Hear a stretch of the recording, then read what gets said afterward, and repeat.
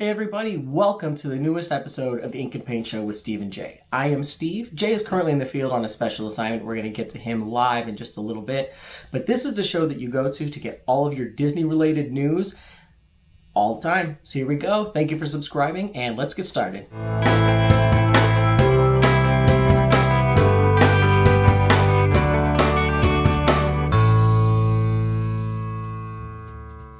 All right, everybody, thank you for joining. We're going to get to Jay shortly. We're having some technical problems. There's a big lag between where I am and where he is because he's in somewhere very cool. So we're going to get to him in just a second. Big Disney story dropped today. Starting August 24th, Shanghai Disney is going to be the first of the theme parks to start expanding on their current capacity and COVID restrictions. Up until then, they've been operating at a 30% capacity. And they've been operating on a very strict reservation system for annual pass holder and same-day ticket holders with a 7-day booking out window so that they can start planning in advance. But that's all changing starting August 24th. Starting on August 24th, they are raising it from 30 to 50% capacity. That's right, half capacity starting August 24th.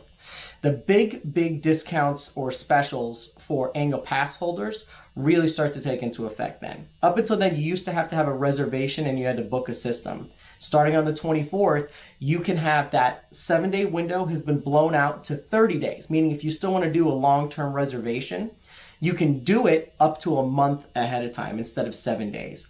Also, this is a big kicker, is they opened up same-day admittance. So you use your phone, your app, say you want to go in there, and when you get confirmation, you get a QR code, and the QR code then you just scan when you get there. So I think that's a really great thing. And also it's really a positive thing that somewhere that was one of the first places to get, sort of the first impact of everything is coming back to some level of normalcy. 50% capacity is pretty great, and hopefully we can get there in our theme parks eventually. Hell, our California theme parks are still not even open yet. So here's hoping that something good happens. But I like where this is going.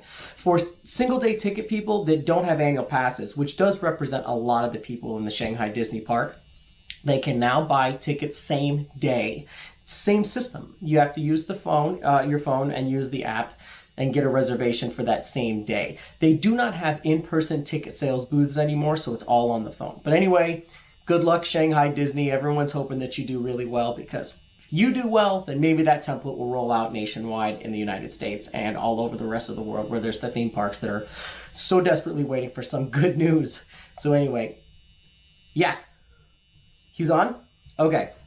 We're going to go live right now, breaking news. We're going to go to Jay, who's live in the field, but stay tuned after Jay for a few more news stories, including some Disney Plus news, all Star Wars related, and some really bizarre remakes. So, is he good? All right, put him on. All right, Jay? Steve, are you there? Jay? Steve? Yeah, I can. Jay? Steve? Jay? Steve? Jay? Steve? Jay?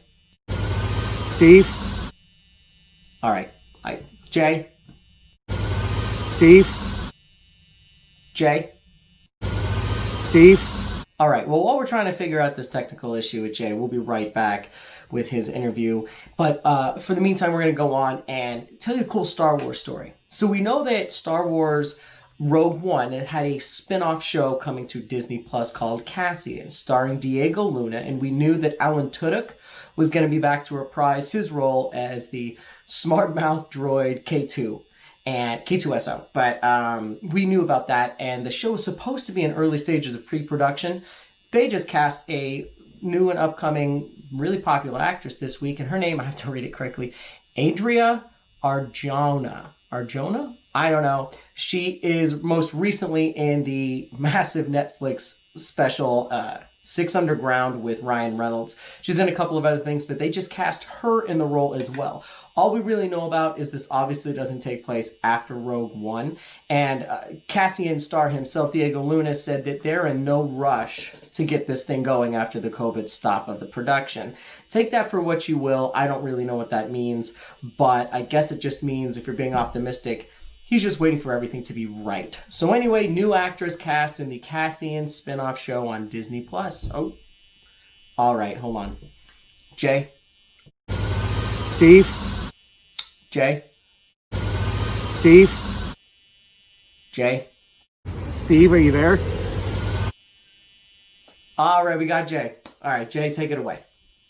All right, I think we're good. All right. Well, welcome everybody.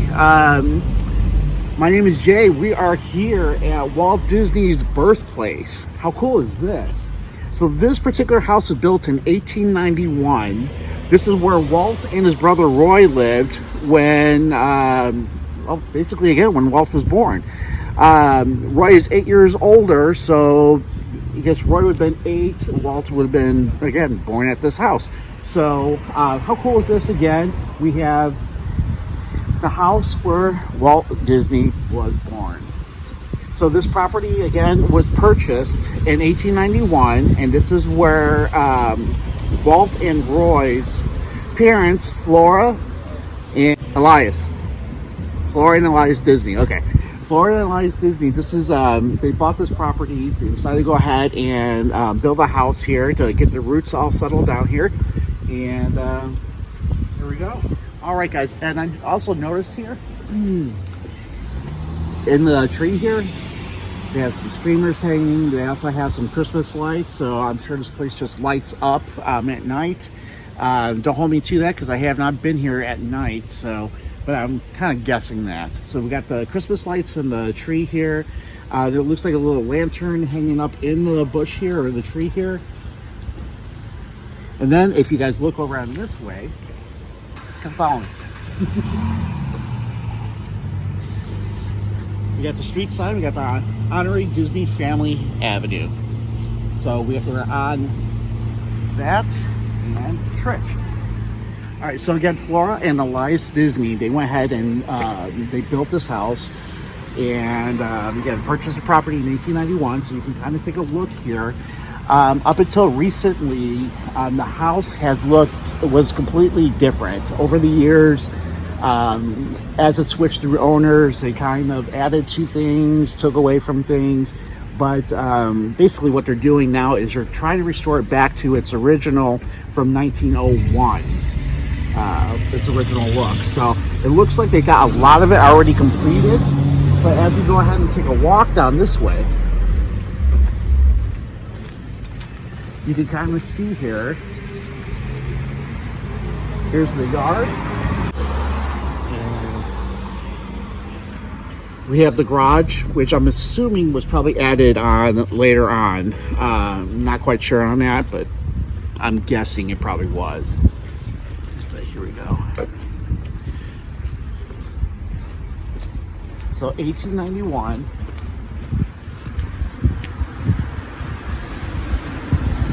It looks like, from what I can see in the windows, the house is pretty much empty. We've got some extension cords kind of wrapped around the railings here. Like I said, they're still trying to do some work on this place. But we got the color theme going here.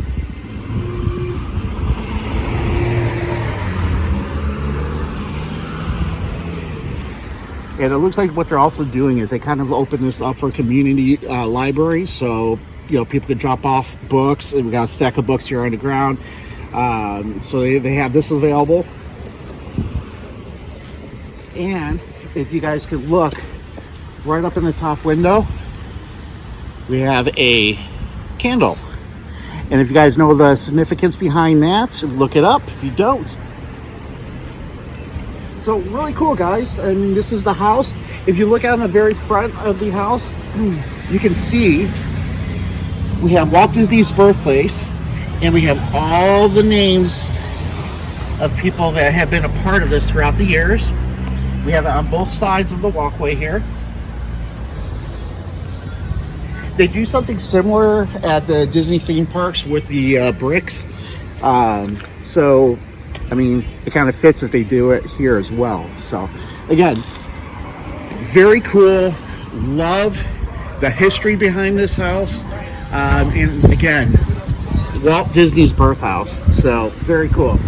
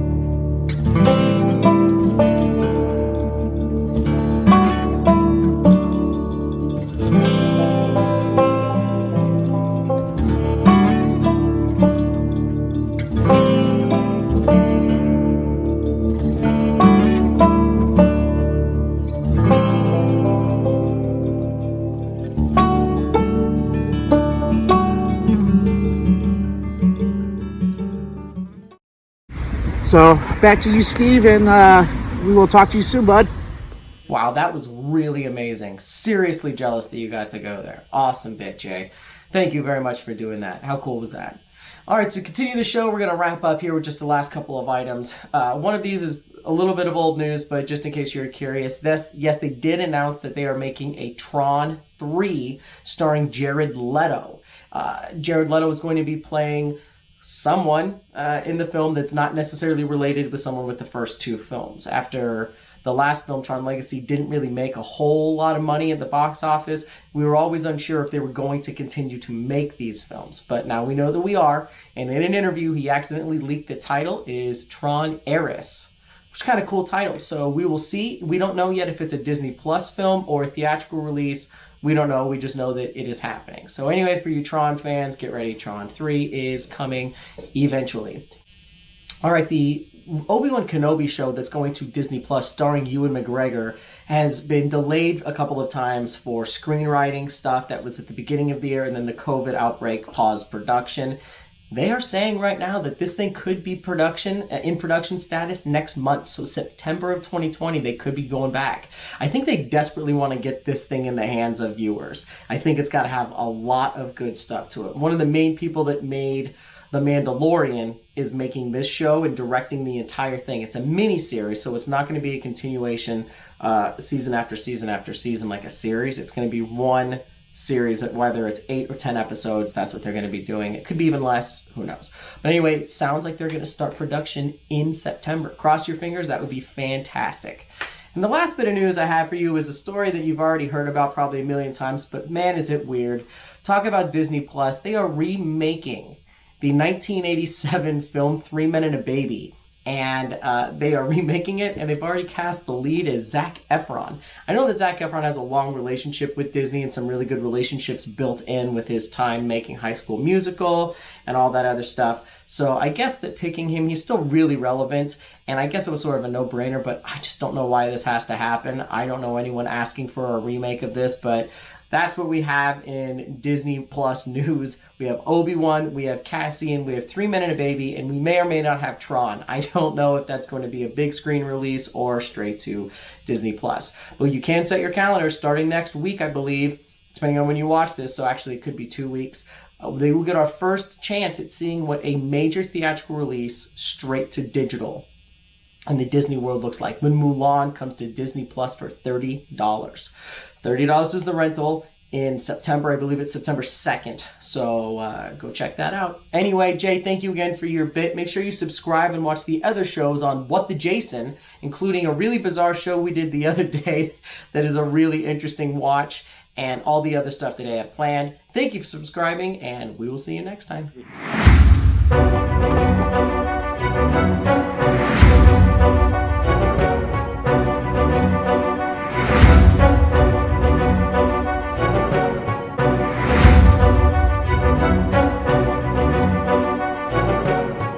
Steve?